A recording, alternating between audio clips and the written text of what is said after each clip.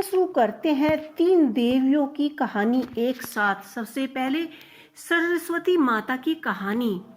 देवी सरस्वती विद्या की देवी है और सरस्वती पूजा के शुभ अवतार परे छत्र छत्र लेखक, संगीतकार और ज्ञान के क्षेत्र से जुड़ी सभी लोग उनकी पूजा करते हैं। इसी पवित्र दिन पर छोटे बच्चे अक्षर लिखकर शुक्रिया अदा करते हैं। देवी ज्ञान के प्रतिमा है और सरस्वती माँ एक दिलचस्प कहानी है। आइए शुरू करते हैं इस दिलचस्प कहानी को। सरस्वती माँ की जो एक कहानी है ये बहुत ही ज्ञान के देने वाली है। जैसे कि ब्रह्मांड की रचना करने के बाद ब्रह्मा उस पर जीवन बनाना चाहते थे और इसीलिए उन्होंने अपनी जांग से एक स्त्री को उत्पन्न किया। यह स्त्री सरस्वती थी। वह अनुग्रह और सुंदरता का प्रतीक थी और उसे देखकर ब्रह्मा को सरस्वती की सुंदरता से प्यार हो गया। वह अब उससे शादी करना चाहते थे, लेकिन क्योंकि वह ब्रह्मा के शरीर से उत्पन्न हुई थी इसलिए उनकी बेटी माना जाता है। वह अपने पिता से विवाह करने के विचार की सराहना नहीं करती थी, लेकिन ब्रह्मा उस पर पूरी तरह मोहित हो गए थे और उसके आकर्षण से मोहित हो गए।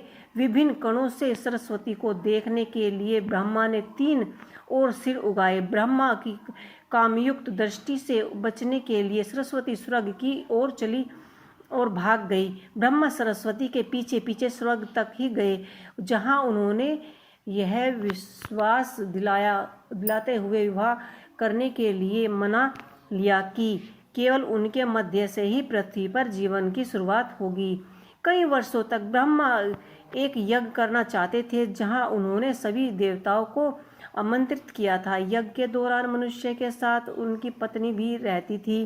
ब्रह्मा भी चाहते थे कि उनकी पत्नी सरस्वती भी उनके साथ आ जाए। उन्होंने उन्हें बोले कि सरस्वती भी उनके साथ रहे। उन्होंने तुरंत अपनी पति के साथ यज्ञ में शामिल होने से इनकार कर दिया, क्योंकि पार्वती और लक्ष्मी अभी भी नहीं आई थी और वह केवल पुरुषों के साथ एक हाल में प्रवेश करने में असहमत थी।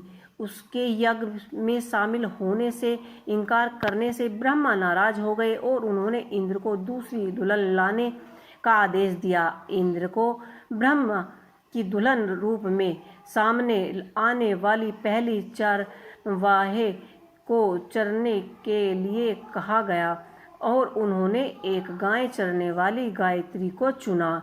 जब विवाह को रस्म चल रही थी तब सरस्वती, पार्वती और लक्ष्मी एक साथ कमरे में दिखाई हुई थी और ब्रह्मा उनको दोबारा विवाह करते देख क्रोध हो गई। क्रोधित सरस्वती ने ब्रह्मा के लिए दुल्हन की तलाश करने के लिए इंद्र को सौंप दिए। उसे उस अपने शत्रुओं का द्वारा बुरा व्यवहार करने का श्राप दिया। ब्रह्मा को वधु अर्पित करने के कारण सरस्वती ने विश्व को श्राप दिया। उन्होंने विश्व को श्राप दिया कि वह अपने पत्नी से अलग रहेंगे। उन्होंने शिव को यह भी श्राप दिया कि वह अपना पुरुषोत्तम खो देंगे और ब्रह्मा और ब्राह्मणी और गायत्री के बीच विवाह करने के लिए हमेशा गरीब रहेंगे। उन्होंने ब्रह्मा को श्राप दिया और उन्होंने पूजा वर्ष केवल एक बार ही की जाएगी। देवताओं को श्राप देने के बाद वह पार्वती और लक्ष्मी के साथ हाल से बाहर चली गई और कुछ दूर तक सरस्वती के साथ चलने के बाद लक्ष्मी और पार्वती अपने पतियों के साथ लौटना चाहती थी। इससे सरस्वती को क्रोध आ गया और उसने उनको साथ चलने को नहीं कहा। इससे सरस्वती को क्रोध आ गया और उन्होंने लक्ष्मी पार्वती को श्राप दे दिया। उन्होंने लक्ष्मी को यह कहकर श्राप दे दिया कि लालची पुरुषों से द्वारा वंचित होगी और जब इंद्र का राज्य विजय द्वार जब्त कर लिया जाएगा तो वह पार्वती की यात्रा की इच्छा करेंगे और इंद्र की तरह व्यापार करने की इच्छा करेंगे। सरस्वती ने ब्राह्मणों को पत्नियों को यह श्राप भी दे दिया कि वह बांझ रहेंगी। यह सरस्वती माता की कहानी एक संस्करण में कही गई है कि पत्नियों के हाल में वापस आने के बाद गायत्री साप उलट दिया। सरस्वती माँ की कहानी एक अन्य संस्करण का कही गई है। संस्करण को अपने गलत एहसास हुआ कि वह श्राप से को रद्द करने के लिए कुछ समय के लिए वापस आए, और लेकिन श्राप एक बार श्राप बन जाए तो वह बाद में बदला नहीं जा सकता। तो इसके बाद यह कहानी यहीं पर समाप्त होती है, और इसके बाद हम शुरू करते हैं यहाँ पर लक्ष्मी माता और गौरी माता की कहानी। इस कारण पौराणिक स्वरूप और अपनी पुत्री के लिए एक ऐसा जीवन आशीर्वाद प्राप्त किया जिसके कारण सभी विधवा हो सकते हैं, और इसी धर्म पुण्य के कारण सभी इसी कहानी को सुनना चाहते हैं। तो यहाँ पर हम शुरू करते हैं माता गौरी की कहानी। इसी कारण से सभी नवविवाहित महिला इसकी पूजा करती हैं तथा गौरी व्रत का पालन करती हैं तथा अपने लिए एक लंबा सुख तथा स्थानीय वैवाहिक जीवन की कामना करती हैं।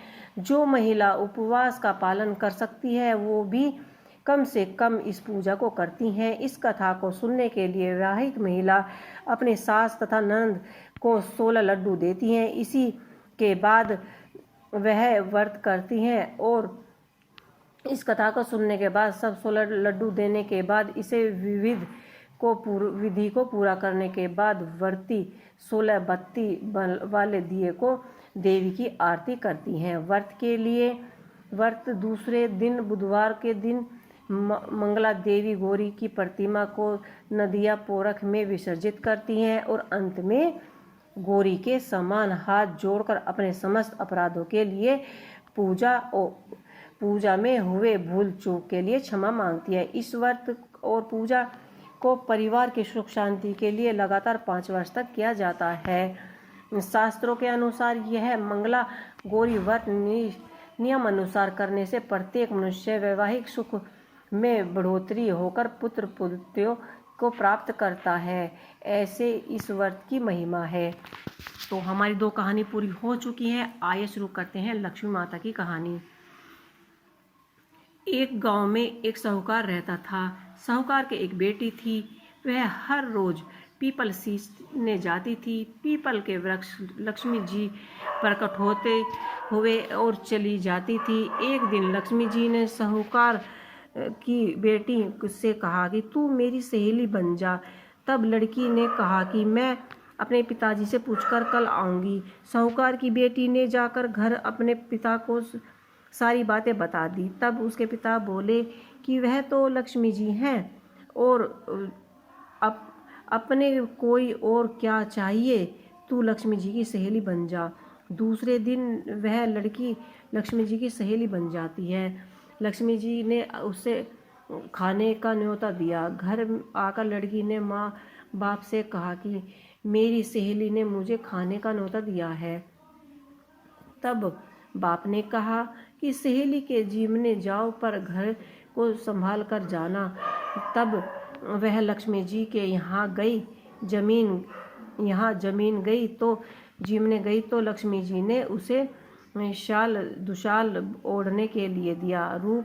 रुपये दिए, सोना चांदी दिए, और सोने की थाली 36 प्रकार के भोजन व्यंजन करा दिए।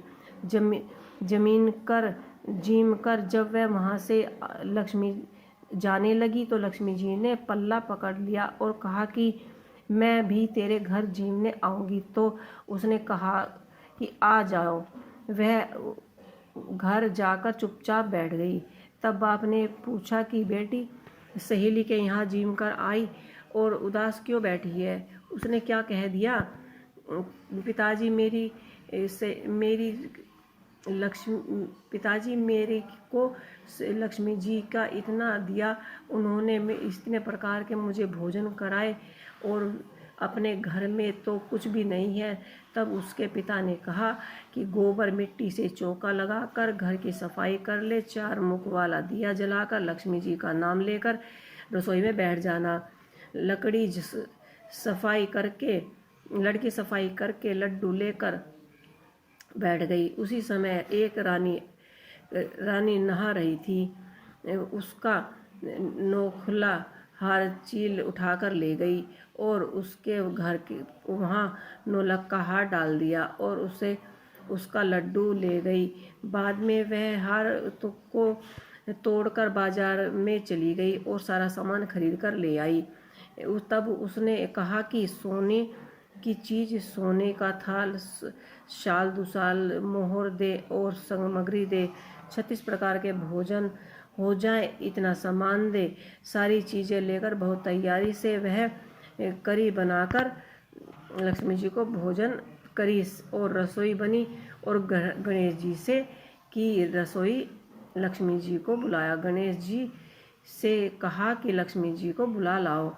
अगले दिन गणेश जी और पीछे पीछे लक्ष्मी जी आए और उसने फिर चौकी डाल दी और फिर कहा, सहेली चौकी पर बैठ जा।